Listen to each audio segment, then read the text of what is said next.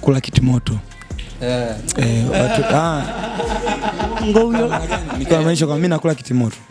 Lakini moja kati ya wasanii wa Gen Z ambao wanafanya poa kina manoma katika industry ya music kwa hivi sasa na wana trend ile mbaya. Niko nao live hapa, niko na Twa ama Kane, lakini pia atakuwepo pia Mu ama Kajo.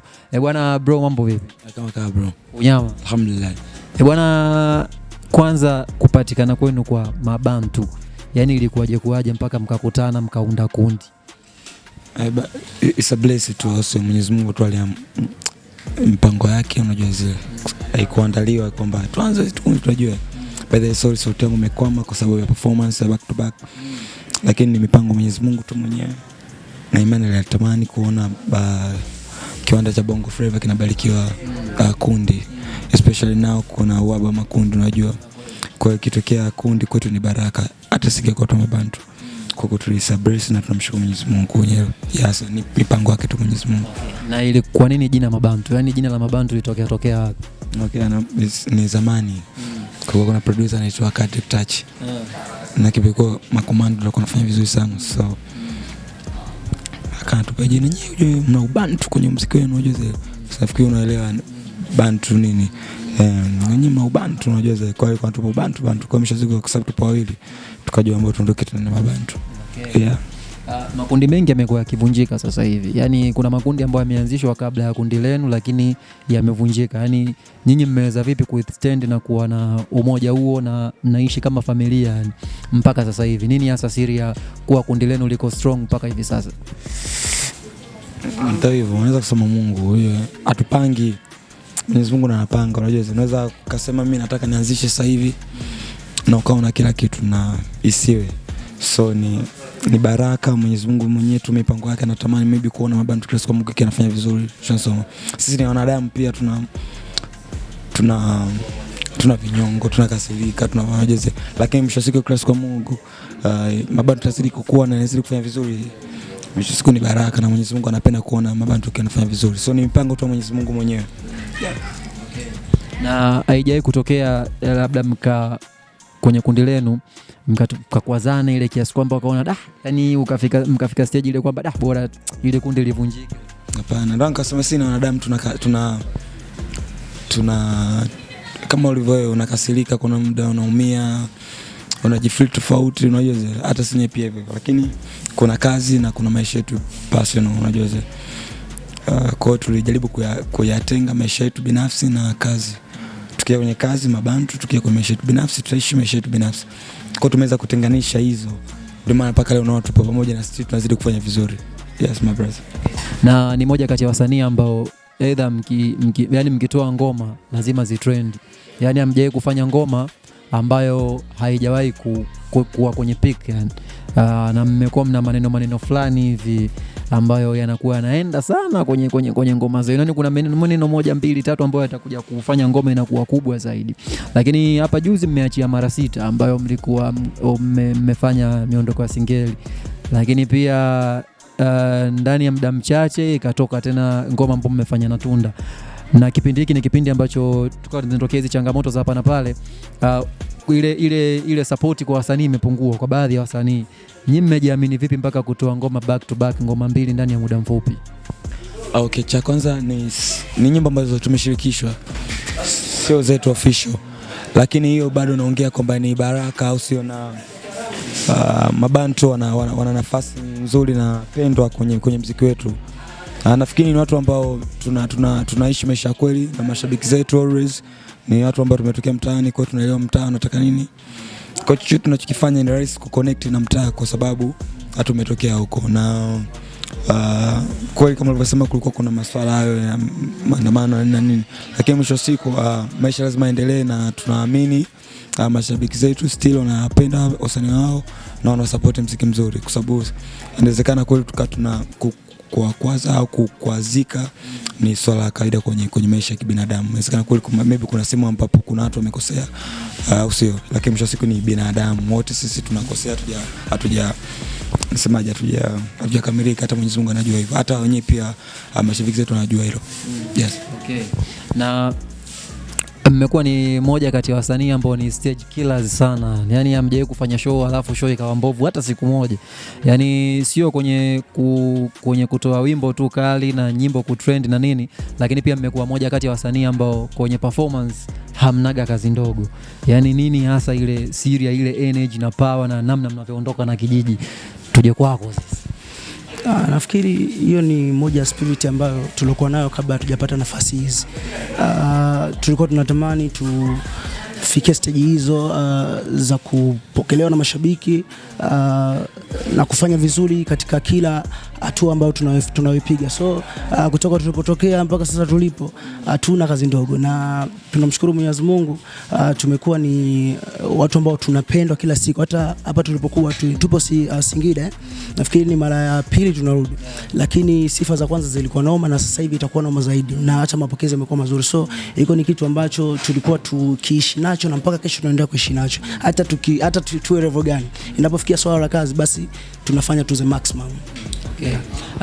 Kipindi cha nyuma iliwahi ku trend video, nahisi ni wewe kwa kwenye, nafikiri ilikuwa ni kwa Mkubwa Fela kama sikosei, kipindi kabla hata ya Moto Bendi haijaanzishwa. Unakumbuka hiyo kipindi ambapo mlikuwa mkifanya mazoezi na wewe ulikuwepo kipindi kile, ndio ikaja ikaanzishwa ya Moto Bendi. Sasa nini kilitokea mpaka kwenye ya Moto Bendi hatukuona wewe, labda na wakati kwenye mlikuwa mnaonekana wote kwenye mazoezi? Kama uliangalia ile clip ilikuwa na wasanii si chini ya 30 pale. Yeah, so ile ni sehemu ambayo inakuza vipaji na ni sehemu ambayo inatengeneza wasanii. So pale ilikuwa ni moja ya darasa katika maisha yetu ya muziki na maisha yetu ya sanaa kwa ujumla. So ilikuwa inatoa nafasi kwa kila mtu. Nafikiri kipindi ambacho inaanzishwa Moto Bendi si tayari tulikuwa tushajengua pale. Tulikuwa tuko pale. Na kuna wasanii wengine pia walitoka kwa tofauti. So haikuwa kwamba tuko pale lazima tuwe Moto Bendi, but ilikuwa ni sehemu ambayo tunamshukuru Mungu, tunamshukuru Mkubwa Fela, tunamshukuru kila mmoja aliyekuwa pale. Ilikuwa ni darasa zuri kwetu, maana mpaka leo tunachukua hapa. Yeah. Okay. Ni kitu gani yani, sasa swala la kizushi kidogo, kitu gani ambacho unajizuia sana kutokukifanya ukiamini kwamba ni dhambi, si ndio? Alafu leo hii, kesho na kesho kutwa ukifika mbinguni kama bwana kile kitu sio dhambi, utajilaumu sana, ni kitu gani? Mimi namshukuru Mungu kwa udogo nimesoma dini ya Kiislamu. So kuna vitu ambavyo tulifundishwa katika dini yetu, mimi naamini kama ni dhambi. Yaani naamini mpaka kesho kama ni dhambi. So kama nilifundishwa kule hiki kitu kifanya ni dhambi, hata kama tujui wapi tunapoenda, lakini nilikuwa katika imani hiyo, naendelea kuamini na mpaka kesho siwezi kufanya nikiamini kama hiki ni dhambi. Hata kukosea wewe tu brother, wewe ukasonaoneka kisa mimi, naamini hiyo ni dhambi pia. Amen. Kwako kitu gani ambacho unajizuia kutokukifanya ukiamini ni dhambi, si ndio? Ambacho unajizuia sana ni usikifanye ukiamini ni dhambi. Alafu kesho na kesho kutwa ukafika mbinguni kule bwana ile ilikuwa sio dhambi, ilikuwa kitu sahihi, kitakuuma bwana. Kula kitimoto. Ngoyo. Nilikuwa maanisha kwa mimi nakula kitimoto. Lakini tumeaminishwa kwamba kula kitimoto ni dhambi, lakini mimi nakula. Kwa hiyo sasa nitaumia nikifika kule nikikula kama kweli ni dhambi, lakini nitajisikia furaha sana nikiambiwa kwamba kule ilikuwa dhambi. Kwa sababu mimi napenda kula kitimoto. Okay. Haya bwana. Sasa hapa tunataka kwenye chagua moja. Imetokea sasa hivi umepigiwa simu, Diamond, Alikiba wanataka collab na nyie. Ile kwanza swali shaulizwa na watu wengi sana, afu jibu mbona la rahisi sana. Yaani swali utakuuliza jibu lake litakuwa rahisi. Uliza swali lingine, hilo swali jibu lake ni rahisi. Sawa. Inasemekana kati yenu nyinyi kuna mwenyeji wa Mtwara na mwenyeji wa Mbeya, ni kweli? Hiyo kweli. Hiyo kweli. Kwa nini mwenyeji kote mimi kote kwangu? Sasa swali langu lilikuwa linakuja hivi. Watu wa Mtwara wanapenda sana vitu fulani hivi. Hiyo ndo sababu ya kwenye video zenu kuonekana wale watoto 2000 ambao wana vitu vyetu vile type zetu. Watu Mtwara huyu amuulize. Umeshasema unaenda sehemu zote mbili. Maiza naye kwanza fuja huko. Maana yake watu wa Mtwara umeona kama kina Konde Boy wana vitu vyao vile nyambu vitu Na kwenye video zenu nyinyi bwana, yani ma video vixen wenu bwana, yani wanakuaga wamewaka hivi, ndio sababu wewe kwa vile nyinyi watu Mtwara ni sina uhakika nalo sana ndugu yangu, lakini ninachojua mimi watu wa Mtwara ni watu ambao wanapenda mapenzi na wanajua mapenzi na wanajua kujali, wanajua kupenda. Hilo ndio nalojua mimi. Hawana gaengo, sio kwamba sijui hivi. Tunajua kupenda, tunajua mapenzi, tunajua kujali, tunajua kutulia katika mahusiano yetu. Ndio sifa yetu. Na mnajua kuchagua. Blaza anaenda na Udi anaishia pale pale. Tunajua kupenda. Na mnajua kuchagua. Asilimia 100. Anyway, nilimuuliza Twa kabla kwamba ilijai kufika stage mkagombana, mkaona kwamba kundi halifai. Moja kati ya sababu ambazo zinasababisha watu wanagombana au makundi mengi yanavunjika ni vitu viwili: pesa na mapenzi. Kwani nyinyi hamjai kugombana kwa sababu ya pesa? Na kumshukuru Mungu hatujaifikia hiyo hatua. Sisi labda sio tugombana, labda tubishane kwenye kuitafuta pesa, sio kwenye kugawana pesa. Ya kwenye kuitafuta tugombana, bwana acha masiala tutafute pesa. Bwana anaacha masiala tutafute pesa, lakini sio kwenye kugawana pesa kwamba hivi na hajatokea. Na hamjai kukwazana au kukosana, kutofautiana kwa sababu ya mapenzi, labda pengine nyote mkajikuta mmezama kwa mwanamke mmoja au akatokea mwanamke mmoja akawachanganya akawazuzua, mkajikuta kabla labda mmefall au labda mmedate mwanamke mmoja, au kugombana kwa sababu ya mwanamke au mapenzi? Hivyo vitu vinatokea na ni vitu ambavyo vipo na huenda vilikuwa vishawakuta hata mabrothers zetu wa nyuma, lakini tulijiandaa kisaikolojia, tulijiandaa kimioyo yetu kupokea au kukubaliana na hivyo vitu endapo tutakapokutana navyo. So hata kikitokea sasa hivi nafikiri kila mmoja anajua namna kokendo. Kwa sababu unaweza ustake, lakini huyu ambaye aliyefanya hivyo akawa ameamua kufanya hivyo. Kitu cha mwisho ni kitu gani, labda sasa hivi watu wengi wamefanya hizi mambo ya album. Nyinyi mna mpango wa kuachia album hivi karibuni? Inshallah. Nafikiri tushafikia katika hizo stage za kutoa EP, so na imani tuna kila sababu ya kuja kuachia album. Kwako wewe ni msanii gani ambaye hujawahi kufanya naye collaboration yoyote, lakini unatamani siku wa jump kwenye mabantu na mkafanya kitu poa?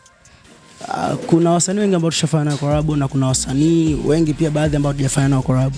But mabantu ni uwanja mpana. Hatuna limit ya kufanya na huyu au bwana sasa hivi inabidi tuende na huyu. Yote ambaye atakuwa na stahili au ana uhitaji katika hiyo kazi ambayo tunataka kumshirikisha, nafikiri tunaweza tukafanya naye pia. Kwa hiyo yote yule ataje atoke leo aiti leo kweli akiwa na style anafita katika hiyo kazi, basi tunaweza tukafanya naye. Okay. Neno gani la mwisho la kuambia mashabiki ambao wanakusikiliza na kutazama interview hii kwa sasa hivi?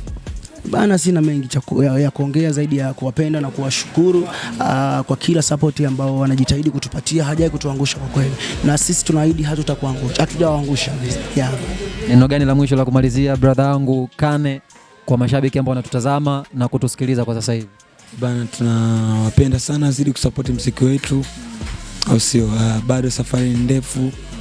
Sisi na wanadamu popote ambapo tunateleza tusamiane, tunatafuta riziki sababu ya familia zetu, au sio? Na tunafanya vyote kwa ajili yao. Tunapenda sana, zidi kusupport muziki mzuri wa mabantu. Sisi na watu na baya kama wanabaya na sisi watusamee. Si wanapenda kubang kumaanisha nini? Bwana, nilikuwa na Twa pamoja na Mabantu Kane na Kajo. Hii ni Taarifa Africa TV. Langu jina naitwa Prince Khan. Behind the cameras super duper director kuitwa Jaydan Shine TZA. Bwana, tumalizie hata na kionjo chochote.